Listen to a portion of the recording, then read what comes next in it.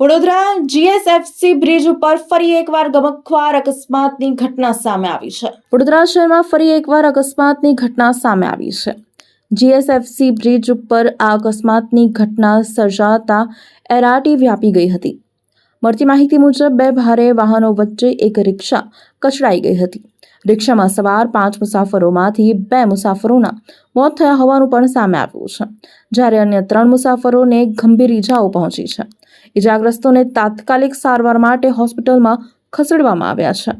અકસ્માતમાં રિક્ષાનો કચ્ચર ખાણ નીકળી ગયો છે, જેના કારણે ઘટનાની ગંભીરતા સ્પષ્ટ થાય છે.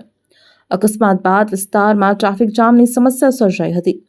પોલીસ તાત્કાલિક ઘટના સ્થળ ઉપર પહોંચી હતી, ટ્રાફિક વ્યવસ્થા દૂર કરી હતી અને ફરી એકવાર વાહન વ્યવહાર સુલભ થાય તે માટેની કામગીરી હાથ ધરવામાં આવી હતી. હાલમાં પોલીસે અકસ્માતના કારણોની તપાસ હાથ ધરી છે.